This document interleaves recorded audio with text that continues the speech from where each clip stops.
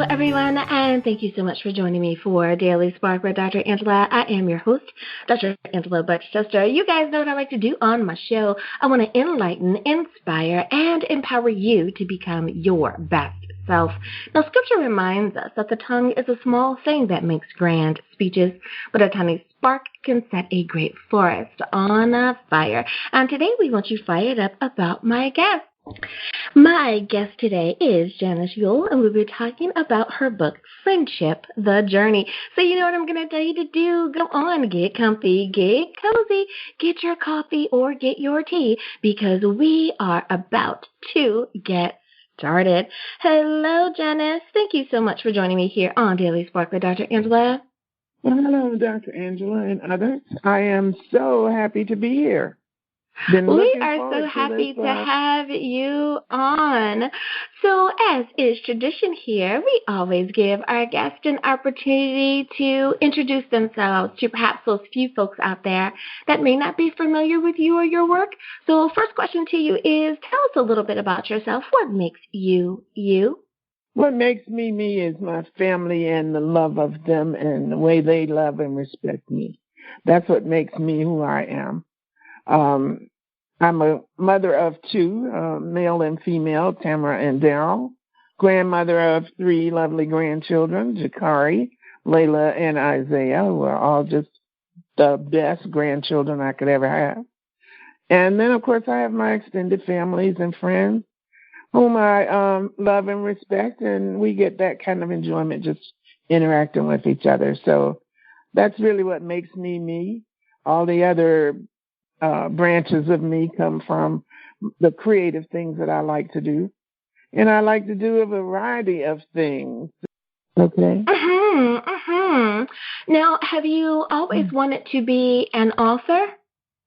I wouldn't say always, because I had to kind of come into it for just my love of the written word and how it just kind of takes you from one place to another without you actually being there. I used to enjoy doing that as a child. And so as I learned words, I became more interested in it. And then poetry was just like music to me because it had its own cadence. So you had the rhythmic sound of words that made music. So it just led me into so many different directions for my appreciation of music and poetry's role that it plays in producing music. So very near and dear I can definitely understand that. I can definitely understand that. Now, the title of your book, Friendship, The Journey, why did you feel that those words were the proper way to entitle your book? Well, I guess it's just because I am such an avid and devoted friend myself, and I appreciate those qualities in other people. And I know that if we learn to live and respect each other in a way that we're all friends, that all of the chaotic states that we put ourselves in won't be necessary. So I have used poetry in a lot of ways to just kind of illustrate to people just how fragile friendships are. And the poems in both my books have told so many sad stories of actual events in the lives of those who've been, downtrodden or abused, abandoned, and recently dealing with homeless issues.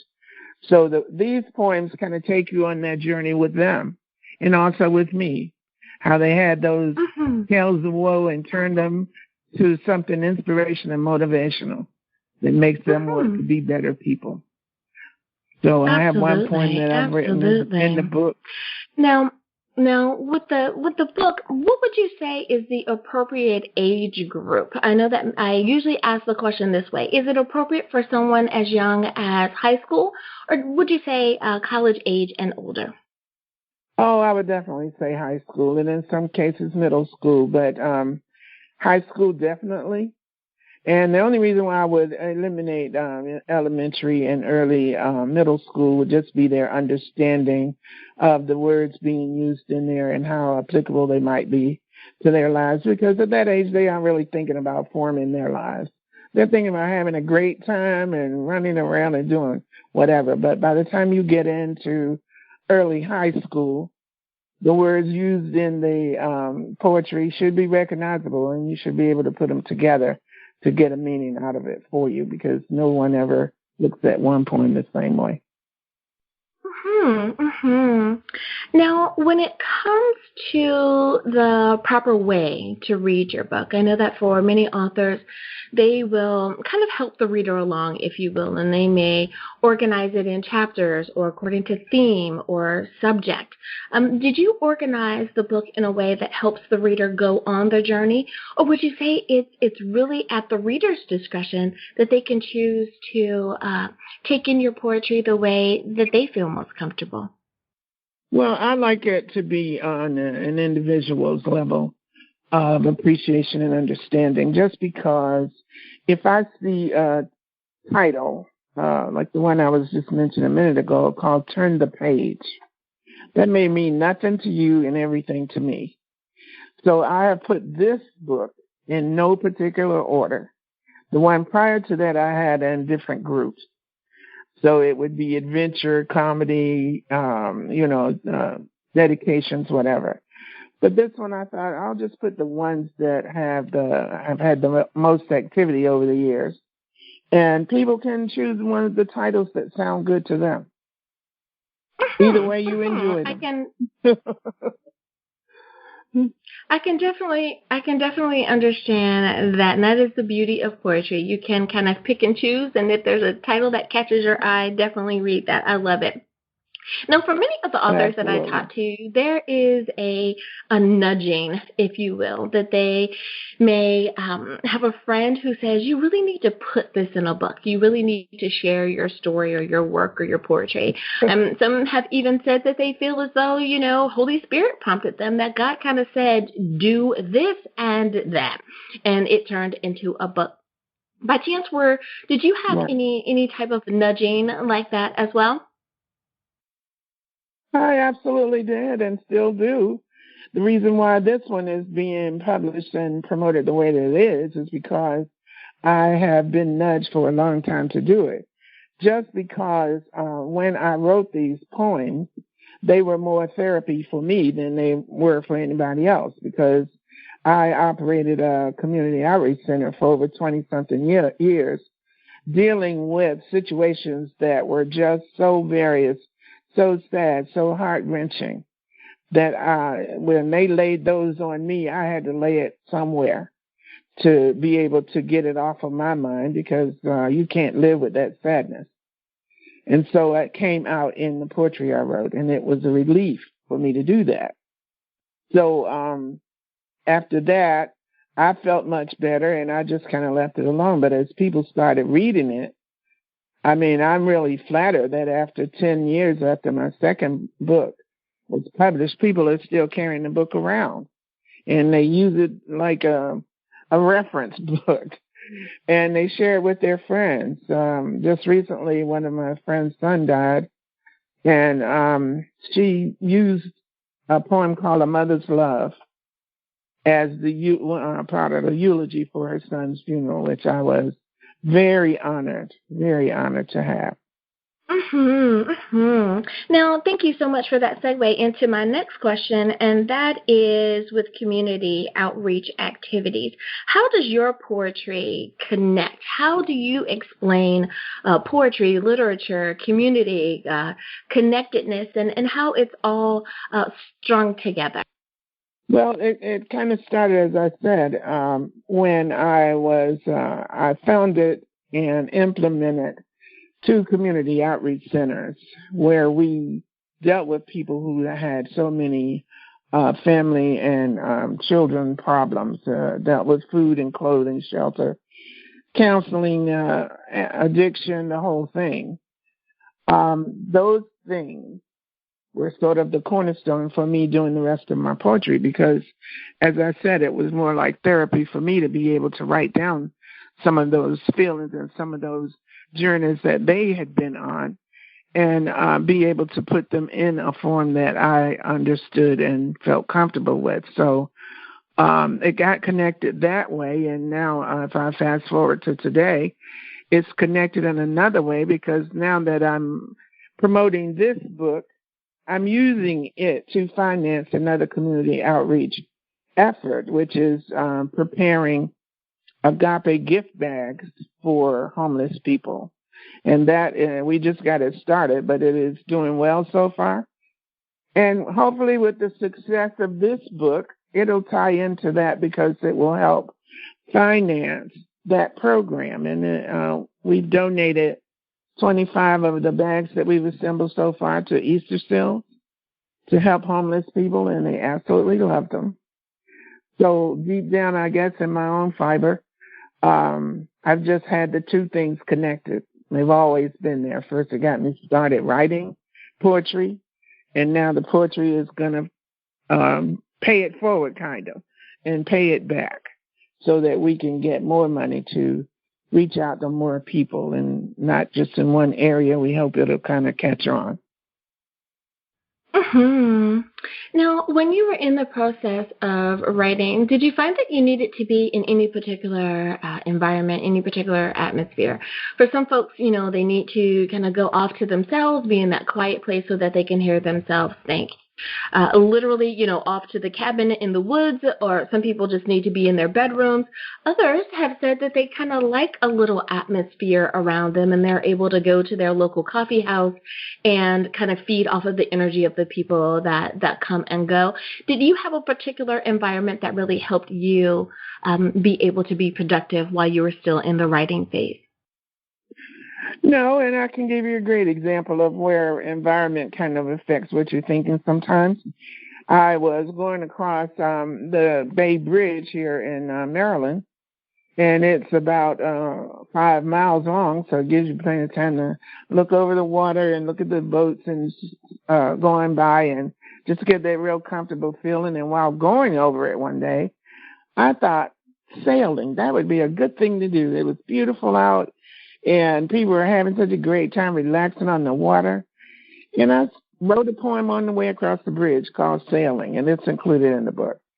But that's what it does, is wherever I am, something comes up, a conversation I'm having, and that conversation may yield 2 or 3 poems. I've often done that with some of my friends, and we will be talking about one thing, and a poem comes out of that.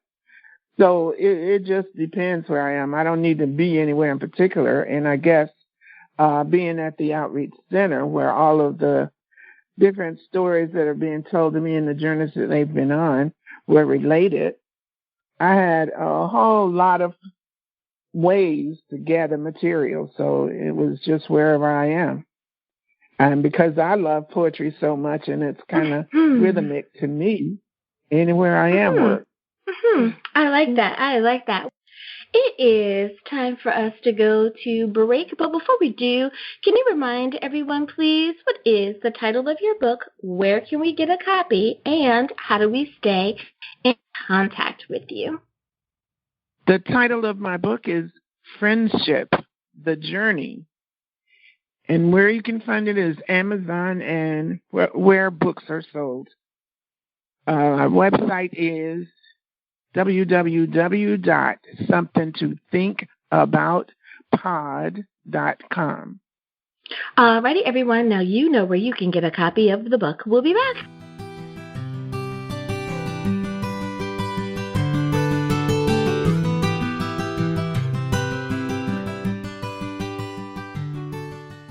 Hi everyone, Dr. Angela here. Did you know that Daily Spark is now on Facebook? That's right, you can visit with me at facebook.com/Daily Spark with Dr. Angela. I want to know more about what you're thinking. I'd love to know which interview did you find the most entertaining or the most informative. I want to talk to you, and I want you to be able to talk to me. Simply visit facebook.com/Daily Spark with Dr. Angela.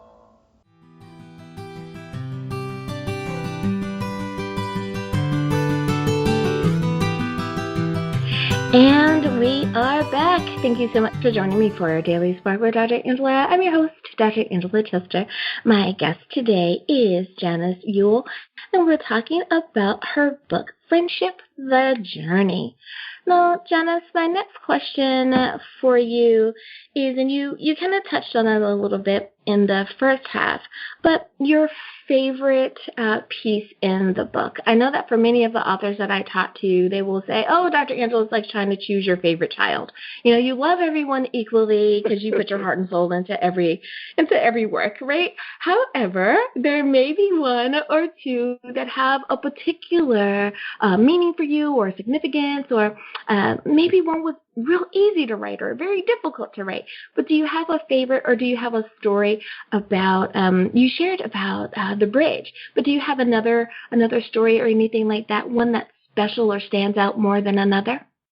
Well, one of the poems in the book entitled Friendship, that's like my mantra, because that's the thing that I believe if we spend more time cultivating just that one thing, that we're going to have a much better relationship in all categories, whether it's love, life, friendship with relatives, or whatever.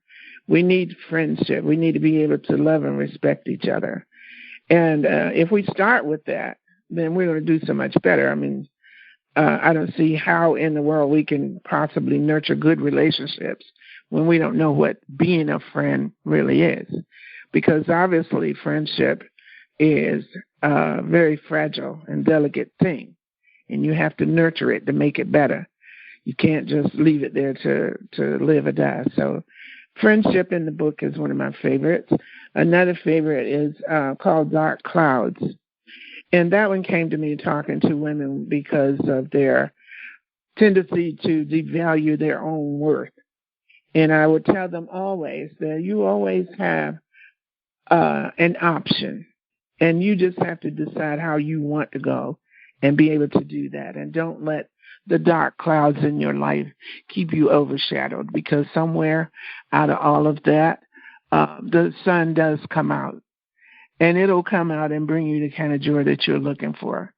But you have to get rid of the dark clouds and open it up so that you can see just how bright your future can be and how much worth you really do have, because somebody else telling you what you're worth is not your gauge. It's not the yardstick by which you measure your own success. So those two are my favorites. We had another one called Love Is. And what I emphasize in that poem is that there's so many beautiful things about love, but love is also very relative. What I say I love doesn't mean the same thing as you saying you love something. And that needs to be defined in every relationship. You need to know what a person means when they say, I love you, or I love that, or whatever. But the one thing that's prevalent throughout all of the love you have is that love is never painful. And we have to understand it. If you're feeling pain, that's something you need to be thinking about, removing yourself out of that situation, because love is not supposed to be painful. So those are the three that stand out most for me. But, of course, like other people have told you, it's hard to say when you've written, hundreds of poems, which ones you actually love the most. But those had some foundation for me, just writing, because it meant a lot to them. And you definitely, you said a mouthful. I hope that you guys caught those nuggets of wisdom that she just shared with us. You could not have said it better. I know that my father told me the exact same thing. Do not allow someone else to dictate to you what your worth is. People will never give you what you are truly worth if you don't know what you're worth yourself. So you are so right there. And love does not hurt. Oh my goodness. Yeah, it's like, say it louder for the folks in the back.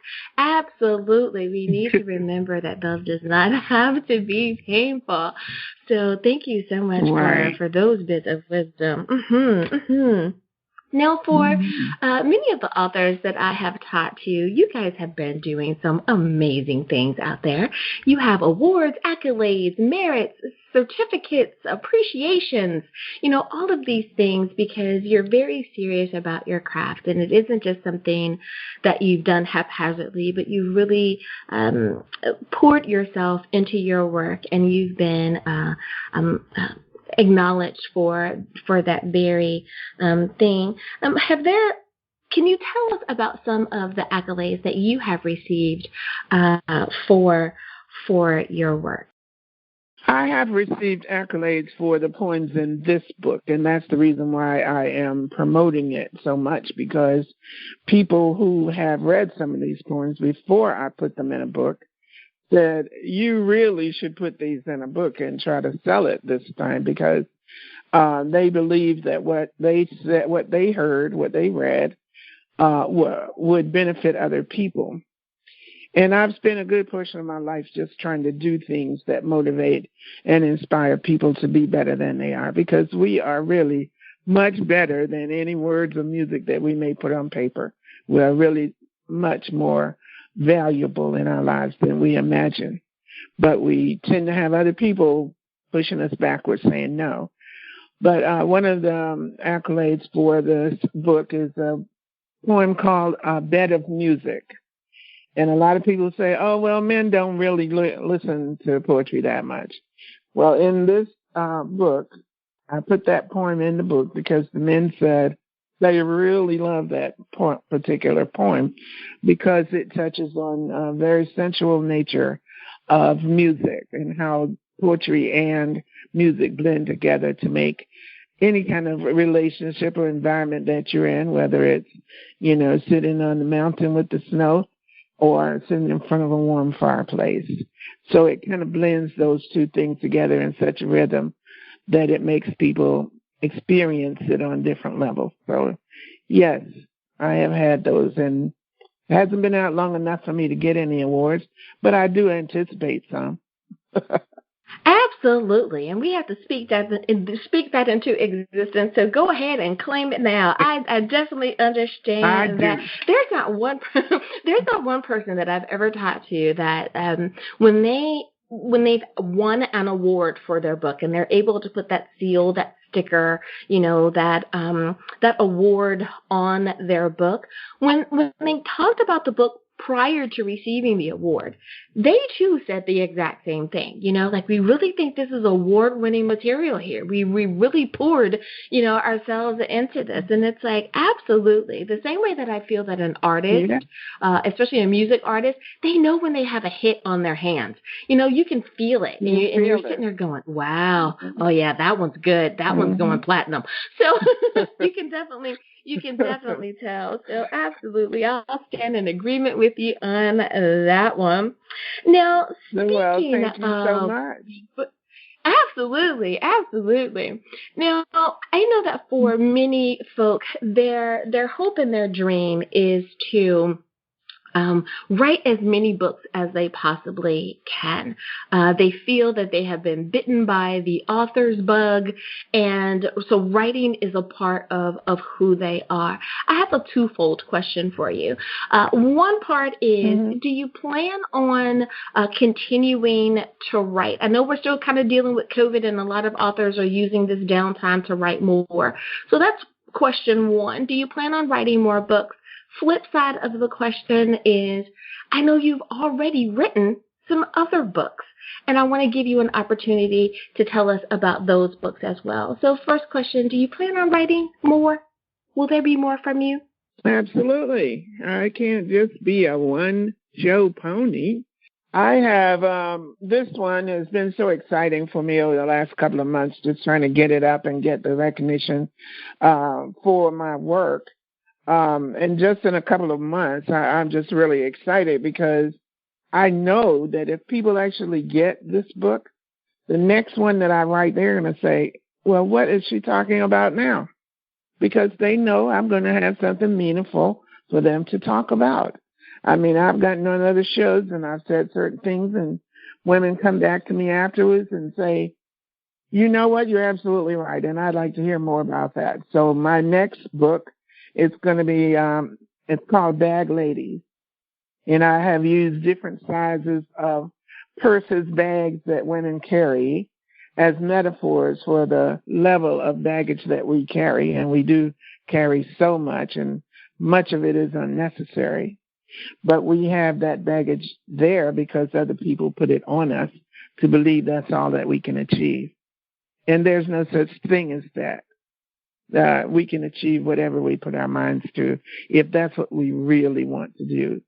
So it's going to be a series of 4 kind of self-improvement or behavioral modification, whatever you want to call it generally, books. And they have to do with, the first part is understanding and appreciating yourself, because you know who you are, what you'll accept, and where your lines are drawn. You have to know that before you start dealing with anybody else. It's just like me coming on your show. You have guidelines for me to follow. I can't just get on here and start doing what I want to do. And I think you use that same principle in your life.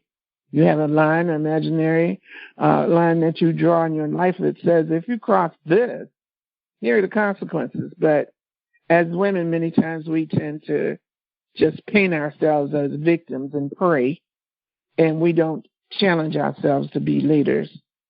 So this book is going to start it off. I was going to segue into things like self-esteem, how to get it rebooted, and anger, and how to quell some of that with conflict resolution. So it's going to be a lot of different personal issues that I've talked to women about for years, and the many women that I had the pleasure of meeting while I was in the outreach centers started out as women on a parking lot with 3 children with no place to go. And I found them apartment homes, got them training, careers, talked to them and cried with them and did whatever I had to do to get them out of that dependency and I'm scared of the world. And I believe those things will help a lot of other women. And now I'm just ready to get on the road and start talking about that. And then if I do it in a book, I'm going to do some more poetry. Yes. Absolutely. Absolutely. I believe that we should definitely stay true to who we are. And you know, that subject, talking about learning how to inform people of what your boundaries are, and enforcing those boundaries, and understanding that you have permission to even have a boundary in the first place. You are so right there. And boy, oh boy, have we seen how crazy it can get when folks get on radio or TV and don't follow the directions. It becomes a big mess. So we definitely need to do that in life as well. I could not agree with you more, Miss Janice. I love it. I love it. We are out of time, but before I let you go, could you please remind everyone what is the title of this book? Where can we get a copy? And of course, how do we stay in contact with you? The title of the book is Friendship: The Journey. You can find it on Amazon or wherever books are sold. www.somethingtothinkaboutkpod.com or Facebook, Author22. Thank you again for being a guest on the show today. And listeners, thank you for spending time with us here as well. As always, may the Lord continue to shine His face upon you. May you receive His grace and His mercy in all that you do. Until next time, everyone, remember that you are blessed in the Lord. Have a great day, everyone.